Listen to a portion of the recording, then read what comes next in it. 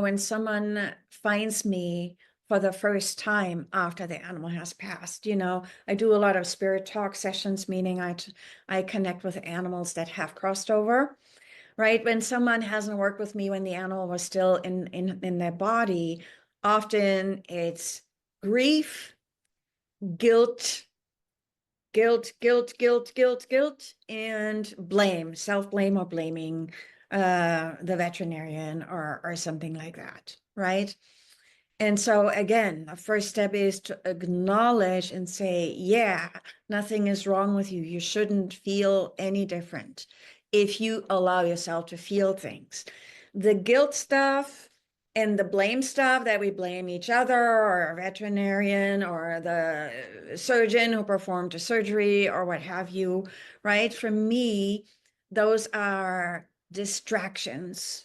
And there's nothing wrong with that, but it's not the root of what is going on. The root, in my experience of what is going on, is that deep ache that we feel because of the loss that we experience.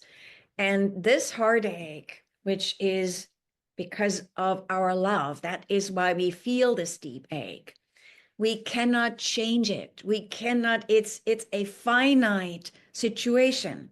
Once the body is not breathing anymore, we cannot make it breathe again, at least currently in our current times, right? And so we look at what the circumstances were when the animal crossed over. What are all other factors that played into that? And then how can we honor what we feel? And how can we move with that without treating it like an illness? I have to get over it, or else, or I have to get a new dog or a new cat, or else, right? And sometimes we need to get a new dog or cat. It's nothing wrong with that either. There are many different ways of supporting people. And when they are ready, we can also connect with their pet, and for some people, they want to do it very soon. For other people, they need to take a little bit more time, right? I often have seen when someone has an animal who passed away and they want to do a session with their soul right away.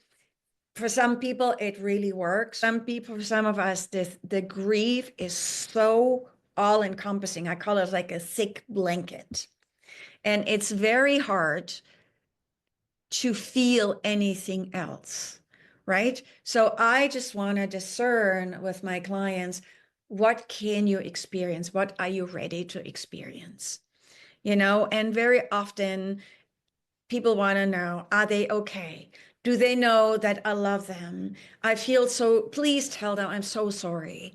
And I'm like, this whole thing about them blaming us, that's it's a human concept. They don't blame us for anything. That's what we do. We're really, really good at blaming each other or the society or whatever. There are many ways to help people ground themselves in this experience because unlike with human loss, when we have humans die, we have rituals, we have community in some way. Either we are part of a religious affiliation, or we have family members, or we have like a celebration of life or whatever. We have nothing for animals, nothing, you know? And even, it's lonely. It's much more lonely because everybody goes like, oh yeah, I know you miss your dog or your cat and you lived with them for this long. And how can we create community? How can we create grace? And how can we create self-love or foster that? And that's not just like, oh, I want to love myself. There are very practical things. Like, I'm making this up right now, but do you need a massage? Do you need to talk to your best girlfriend and cry your eyes out? Do you need to walk in the woods? Do you need to have a piece of cake that you normally wouldn't eat? You name it, right? What is self-love in the moment? And how can you honor your connection?